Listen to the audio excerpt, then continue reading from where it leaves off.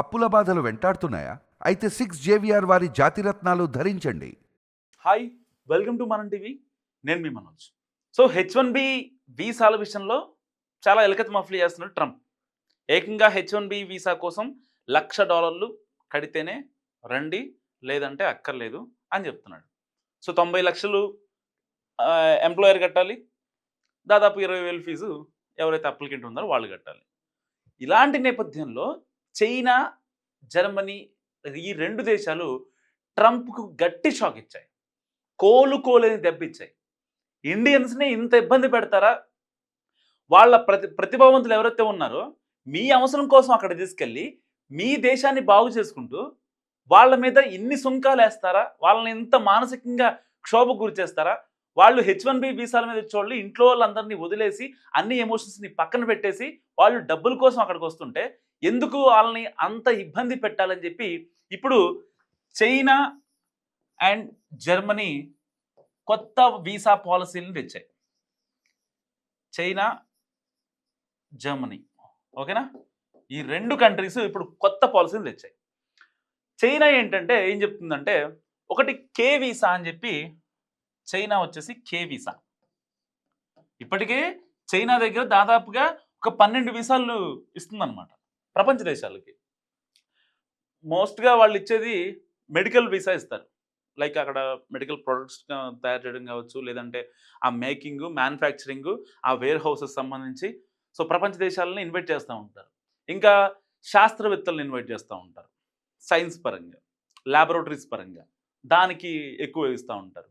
And study పరంగా student వీసాలు కూడా ఇస్తూ ఉంటుంది. సో ఇప్పుడు కే వీసా, ఈ కే వీసా కొత్తగా అమల్లోకి తెచ్చింది. కే వీసా గురించి మనం మాట్లాడుకుంటే అసలు భారతీయులకి H1B వీసా కన్నా కే వీసా బెస్ట్ బెనిఫిట్ అని చెప్పుకోవచ్చు. డబ్బులు సంపాదించుకోవాలన్నా, అక్కడికి వెళ్ళి జాబ్ చేయాలన్నా, అక్కడ స్టేయింగ్ కావచ్చు, అన్ని విధాలుగా. సో కే వీసా బెనిఫిట్స్ ఏంటో ఇప్పుడు మనం తెలుసుకుందాం. సో ఒకటేంటంటే H1 వీసాకి కే వీసాకి నేను కంపేర్ చేసి చెప్తా. H1B వీసాకి రావాలంటే దాదాపుగా 90 లక్షలు అక్కడ ఎంప్లాయర్ కట్టాలి, ఎంప్లాయర్ యాక్సెప్టెన్స్ ఉండాలి. కానీ కే వీసాలో ఇక్కడ ఎంప్లాయర్ యాక్సెప్టెన్స్ అక్కర్లేదు. ఎవరైతే ఎంప్లాయర్ ఉంటాడో ఎయిదర్ ఎంఎన్సి కంపెనీ కావచ్చు, ఏదైనా కావచ్చు, ఎంప్లాయర్ యాక్సెప్టెన్స్ అనేది అక్కర్లేదు ఇక్కడ. అండ్ సెకండ్ వన్ వచ్చేసి వీసా సులువుగా వస్తుంది. సులువుగా అంటే మీరు అప్లై చేయకుండానే కాదు, ఇక్కడ మీ మీద ఎలాంటి కేసులు, ఎఫ్ఐఆర్లు అలాంటివి లేకుండా, నేర చరిత్ర ఏమీ లేకుంటే చాలా ఈజీగా సింపుల్ స్టెప్స్లో మీకు కే వీసా వచ్చేస్తుంది. అండ్ ఇంకోటి ఏంటో చెప్పనా, ఇక్కడ ఈ కే వీసాలో మీకు అక్కడ స్టేయింగ్ కూడా ఇంక్లూడ్ చేస్తున్నారు అనమాట. సో దానికి ఆ స్టేయింగ్ కావచ్చు అండ్ మెడికల్ ఎమర్జెన్సీస్ వాటికి సంబంధించిన కూడా ఈ వీసాలోనే ఇంక్లూడ్ చేస్తారు విత్ నామినల్ సర్చార్జ్. గుర్తుపెట్టుకోండి, నామినల్ సర్చార్జ్. ఒక యూకే వెళ్ళే స్టూడెంట్ ఆ వీసా కోసం, స్టూడెంట్ వీసా కోసం దాదాపుగా ఒక 2 లక్షలు మెడికల్ బిల్స్ కోసమే ఇక్కడ నుంచి వెళ్ళే లోపలే కట్టాలి. ఈవెన్ అమెరికా అయినా అంతే, 1,70,000 ఐ థింక్, ఇది స్టూడెంట్ వీసా కోసం. కానీ ఇక్కడ ఒకే ఒక్క కే వీసాతో మనం అక్కడికి వెళ్ళి జాబ్ చేసుకోవచ్చు, బిజినెస్ చేసుకోవచ్చు, లేదంటే అక్కడ ఐటీ సెక్టార్లో వర్క్ చేసుకోవచ్చు, లేదంటే మెడికల్ దాంట్లో వర్క్ చేసుకోవచ్చు, వేర్ హౌస్లో వర్క్ చేసుకోవచ్చు. ఇబ్బంది ఏం లేదు. అక్కడ ఏమన్నా చిన్న ఒక దుకాణం స్టార్ట్ చేయాలన్నా చేసుకోవచ్చు. లేదు అక్కడ ఏమన్నా మనకి ఇబ్బంది అయింది, దానికి సంబంధించి మెడికల్ పరంగా కూడా ఈ కే వీసా చాలా సపోర్ట్ ఇస్తుంది. అండ్ జర్మన్ దేశం కూడా మనల్ని, ఇండియా వాళ్ళని రమ్మని చెప్పి చాలా ఘంటాపదంగా చెప్తున్న పరిస్థితి. ఇటు చైనా అక్టోబర్ 1st వీక్ నుంచి ఈ కే వీసా ఇస్తుంది.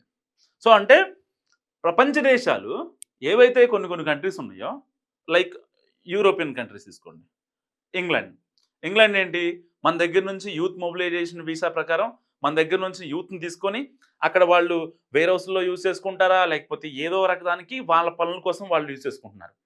యుఎస్ తీసుకోండి, 75,000 మందిని H1B వీసా త్రూ తీసుకుంది. దాంట్లో 71,000 మంది మన ఇండియన్లే ఉన్నారు. అంటే మనం పడే కష్టం అమెరికా జీడిపి పెరుగుతుంది. సో మరి ఎవరిదంతా? ప్రతిభావంతులు కావాలని మీరే అంటారు. మీ దేశంలో ఇండైరెక్ట్‌గా మా దేశంలో ప్రతిభావంతులు లేరు, మాకు కావాలని చెప్పేది మీరే. మళ్ళీ వీళ్ళని తీసుకెళ్ళి రూల్స్ పెట్టి, కండిషన్స్ పెట్టి, వాళ్ళని చిత్రహింసలు పెట్టి, మానసికంగా ఇబ్బంది పెట్టే ధోరణి కూడా మీరే చేస్తారు. మరి ఇలాంటి నేపథ్యంలో ఇప్పుడు చైనా, జర్మనీ దేశాలు ప్రపంచ దేశాలకు అంటే పర్టిక్యులర్‌గా భారతదేశానికి ముందుకొచ్చాయి. మేము వీసాలు ఇస్తాం, మా దేశానికి రండి, మా దేశంలో పెట్టుబడులు పెట్టండి, మా దగ్గర జాబ్ చేయండి, ఎందుకు అమెరికానే వెళ్ళాలంటూ కూడా వీళ్ళు ఘంటాపథంగా చెప్తున్న పరిస్థితి. సో ఇలాంటి నేపథ్యంలో కే వీసా అనేది ఎవరైతే స్టూడెంట్లు కావచ్చు, విమెన్ ఎంటర్‌ప్రెన్యూర్స్ కావచ్చు, అక్కడికెళ్ళి బిజినెస్ స్టార్ట్ చేయాలనుకునే వాళ్ళకి కావచ్చు, సో ఎవ్వరికైనా ఆల్ సెక్టార్స్‌కి ఇప్పటికే చైనా 12 వీసాలు వేస్తుంది అక్కడికి వెళ్ళాలంటే మనం. చదువుకోవడానికైనా, లేకపోతే విజిటింగ్ అయినా, ఇంకోటైనా. కానీ ఈ ఒక్క వీసాతో ఇండియన్స్‌కి మహర్దశ ఉంటుందని చెప్పొచ్చు. ఎందుకంటే ఈ ఒక్క కే వీసాతో చాలా అడ్వాంటేజెస్ ఉంటాయి. మనం ఏం చేయాలనుకుంటున్నామో ఇబ్బంది లేకుండా అక్కడికి వెళ్ళి చేయొచ్చు. ఇల్లీగల్ థింగ్స్ గురించి మాట్లాడలేదు నేను. లీగల్ థింగ్స్ గురించి మాట్లాడుతున్నా. అంటే కెరీర్ మీద ఫోకస్ పెట్టి నేను ఎదగాలి, లైఫ్‌లో డబ్బులు సంపాదించాలి, ఇంట్లో వాళ్ళని మంచిగా చూసుకోవాలి అనే వాళ్ళకి మాత్రం నిజంగా కే వీసా ఒక బెస్ట్ ఆపర్చునిటీ అని చెప్పుకోవచ్చు. ఎందుకంటే చా H1B అంత ఇలకత మఫ్లీ ఉండదు. లాటరీ అని చెప్పి తర్వాత వచ్చిన తర్వాత టెన్షన్, స్పౌస్ వీసా ఎట్లా ఏంటి, అక్కడికి వెళ్ళిన తర్వాత పరిస్థితి ఏంటి, ఆ ఇమిగ్రేషన్లో ఏమైనా పోద్దా, ఎంప్లాయర్‌కి మెయిల్ పెట్టకపోతే ఏమైనా అవుతుందా, ఇలాంటి కాన్సిక్వెన్స్ ఏమి ఉండదు దీంట్లో. కే వీసా చాలా సింపుల్గా ఉంటుంది.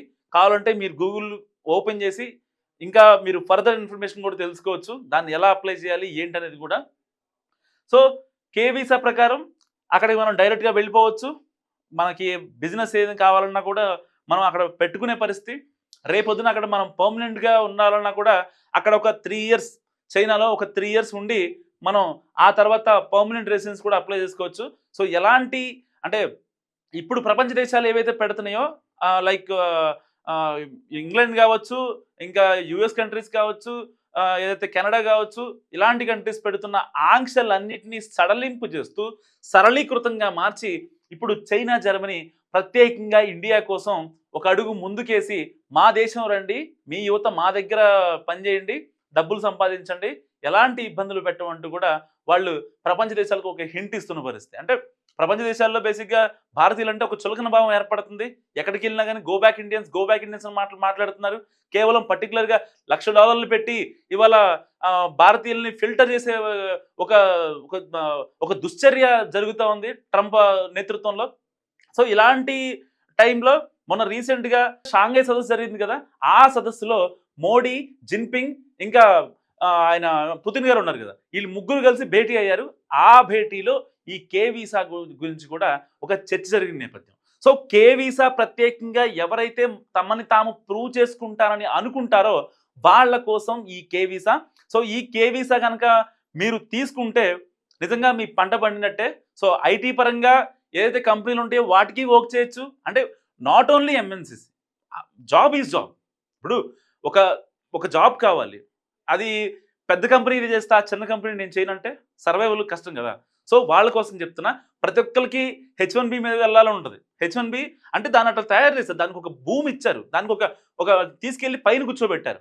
కానీ ఏదైనా మనం ఇచ్చినంత వరకే, మనం ఇవ్వకపోతే ఆ H1B లేదు, ఏమీ లేదు. మనమే వెళ్ళాలంటే అసలు ఆ వీసాలు వేసేటోడు ఎవరు, అప్లికెంట్లు ఎవరు, తీసుకెళ్లే ఎంప్లాయర్స్ ఎవరు లేరు కదా. సో చైనా అన్నిటినీ దృష్టిలో పెట్టుకునే ఇప్పుడు ఫ్యూచర్ రానున్న 10 ఏళ్లను దృష్టిలో పెట్టుకొని ఈ కే వీసాని ఇంట్రడ్యూస్ చేసింది. సో ఈ కే వీసా గురించి మీరేమనుకుంటున్నారో నా కామెంట్ రూపంలో చెప్పండి. చూస్తూనే ఉండండి మనం టీవీ.